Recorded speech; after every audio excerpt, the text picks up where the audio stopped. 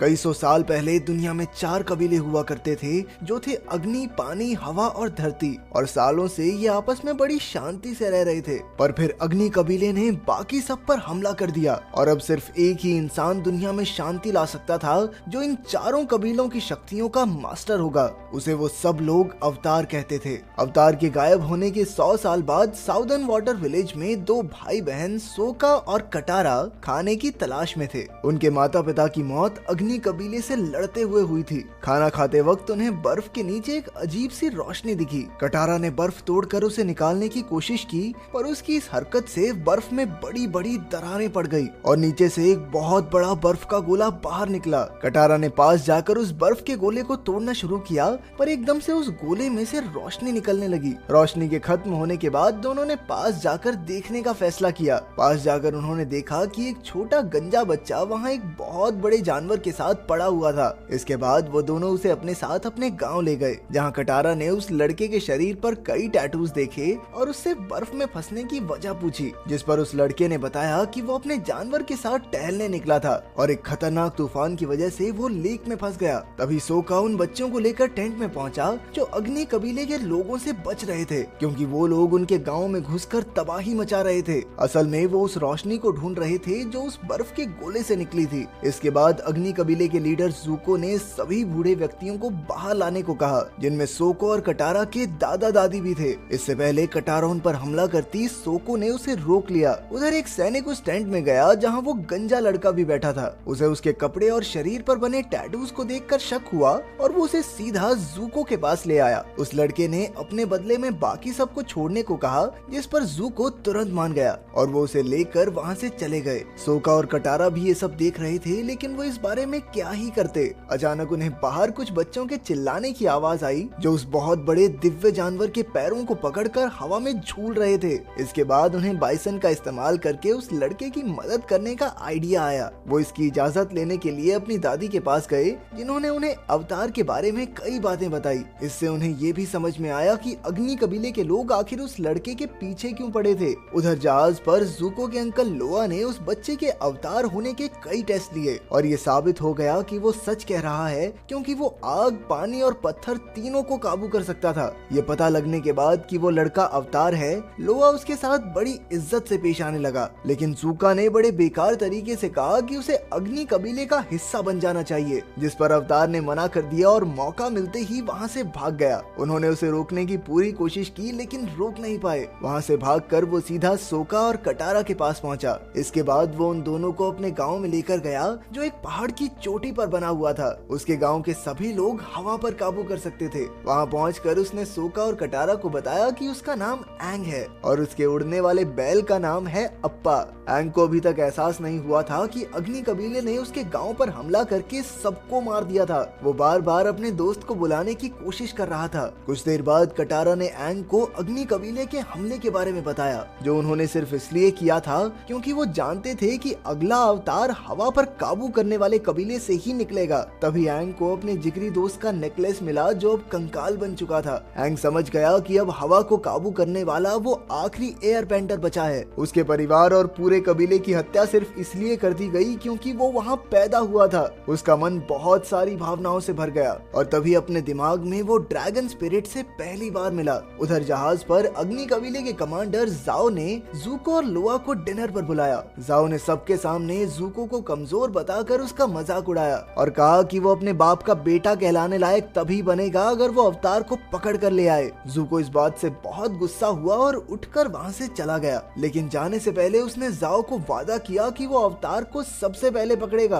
असल में जूको के पिता ही अग्नि कबीले के राजा हैं। उधर रास्ते में चलते हुए एंग, सोका और कटारा के पास एक लड़की भागते हुए आई जिसके पीछे अग्नि कबीले के सिपाही पड़े हुए थे। अपनी पहचान छुपाने के लिए एंग ने अपने सर को ढक लिया। कटारा ने उनका मुकाबला करने की कोशिश तो की पर उसका अपनी शक्तियों पर पूरी तरह काबू नहीं था, इसलिए उसने गलती से अपने भाई सोका को ही जमा दिया। अंत में उन सभी को कैदी बनाकर धरती कबीले के गांव में लेकर गए। वहां जाकर उन्होंने देखा कि धरती कबीले के लोगों से जबरदस्ती दिन रात मजदूरी करवाई जाती। ये सब देखकर एंग को बहुत बुरा लगा और उसने उन्हें आजाद करने के लिए सबको एकजुट करने की कोशिश की। जैसे ही उन्हें पता चला कि वो अगला अवतार है तो उसे अपनी तरफ देखकर उनका हौसला बहुत बढ़ गया और उन्होंने मिलकर अग्नि कबीले के सारे सैनिकों को हरा दिया। लेकिन एंग के पास अभी अपनी पूरी शक्ति नहीं आई थी, क्योंकि अभी तक वो सिर्फ हवा की शक्तियों को ही काबू करने में मास्टर था और अभी पानी, आग और धरती की शक्तियों पर काबू पाना उसे सीखना है। उसने बताया कि 100 साल पहले जब उसे पता चला कि वो अगला अवतार होने वाला है,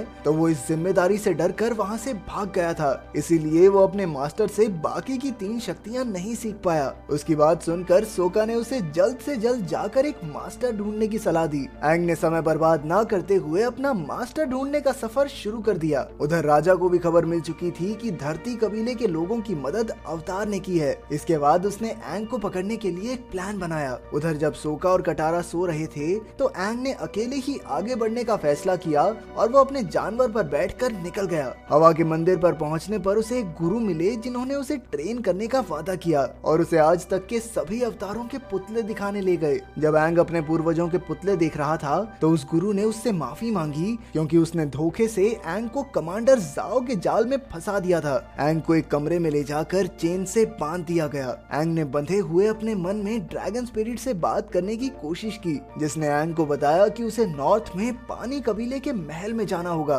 क्योंकि वहीं पर वो अपनी पानी की शक्तियों पर काबू पाना सीख सकता है। आंखें खुलने पर जाओ उसके सामने खड़ा था। जाओ ये देखकर हैरान था कि अवतार एक बच्चा है, क्योंकि उसके हिसाब से तो उसकी उम्र 100 साल से ऊपर होनी चाहिए थी। इसके बाद जाओ ने सबके सामने जाकर ये कहा कि उन्हें अवतार से डरने की कोई जरूरत नहीं है, क्योंकि वो अभी एक छोटा बच्चा है। जाओ की स्पीच के दौरान एक आदमी मुंह पर मास्क पहनकर बिल्डिंग के अंदर घुस गया और एक एक करके सभी सैनिकों को ठिकाने लगाकर वो एंग को आजाद करने पहुंच गया। पर तभी जाओ ने उसे देखा और सभी सैनिकों को उसे पकड़ने का ऑर्डर दे दिया। अपनी जान को खतरे में देखकर उसने एंग को ही मारने की धमकी दे डाली, जिसके बाद अवतार की जान बचाए रखने के लिए सभी सैनिक पीछे हट गए और वो एंग को लेकर वहाँ से निकल गया। लेकिन भागते हुए दरवाजे के पास एक तीर सीधा आकर उस आदमी को लगा और चोट के कारण वो नीचे गिर गया। जब एंग ने उसके मुंह से मास्क हटाया, तो वो ज़ूको को देखकर हैरान हो गया। एंग ने ज़ूको को वहाँ से निकालकर एक सुरक्षित जगह पर पहुँचाया। इसके बाद एंग सोका और कटारा के साथ ड्रैगन स्पिरिट के बताए मुताबिक पानी कबीले के महल पर पहुंचा। जैसे ही ये खबर अग्नि कबीले के राजा को मिली,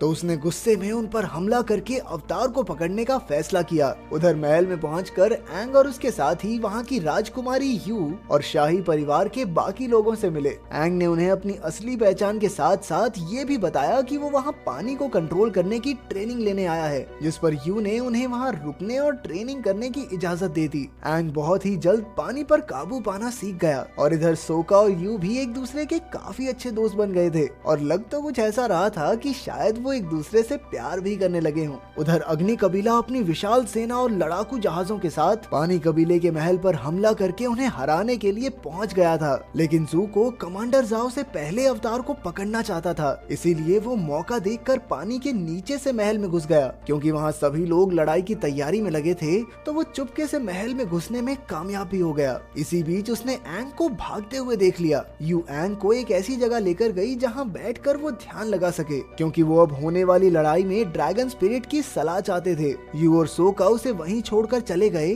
पर कटारा ने वहीं रहकर उसका साथ देने का फैसला किया। तभी थोड़ी देर बाद ज़ूको वहाँ पहुँच गया। उसने कटारा पर हमला करके उसे बड़ी आसानी से हरा भी दिया। उसे रास्ते से हटाने के बाद वो एंग को उठाकर कहीं और ले गया, लेकिन एंग का सारा ध्यान ड्रैगन स्पिरिट से बात करने में था। वो जानना चाहता था कि वो अग्नि कबीले को कैसे हराएं, जिस पर ड्रैगन ने जवाब दिया कि वो इस युद्ध में किसी को नुकसान न पहुंचाए, क्योंकि एक अवतार का काम सभी के बीच शांति बनाए रखना है। आखिरकार अग्नि कबीले के सभी लोग तो बुरे नहीं थे, पर कुछ चुनिंदा लोगों की वजह से सबका नुकसान हो जाएगा। उसने ये भी बताया कि इस युद्ध को खत्म करने के लिए उसकी मदद समुद्र का पानी ही करेगा। आंखें खुलने पर एंग ने देखा कि ज़ूको ने उसे पकड़ रखा था और उसने तुरंत वहाँ से भागने की कोशिश की। अग्नि कबीले के सैनिकों ने हर तरफ तबाही मचा रखी थी। उधर कमांडर जाओ ने लोआ को बताया कि पानी को कंट्रोल करने वाले सैनिकों की शक्ति चांद निकलते ही और बढ़ जाएगी और उस समय वो उन्हें हरा नहीं पाएंगे। लेकिन उसके पास एक खुफिया तरकीब है। असल में वो जानता था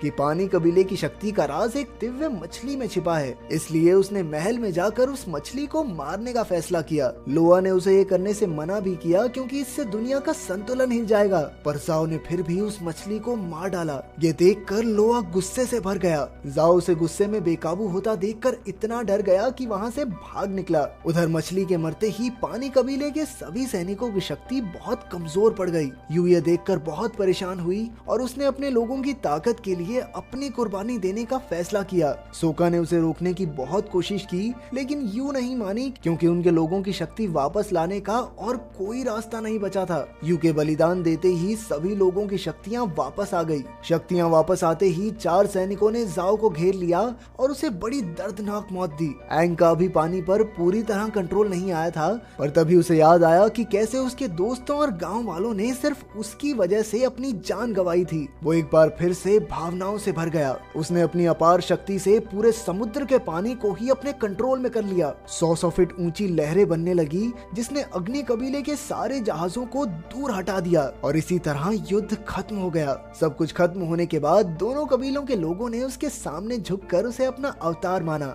अब तुम लोग गलती से अगर नए हो तो सब्सक्राइब करो, वो जो लाल वाला बटन है उस पर अपने जीजा जी फेंक के मारो या फूफा जी, मुझे नहीं पता, बस क्लिक हो जाना चाहिए।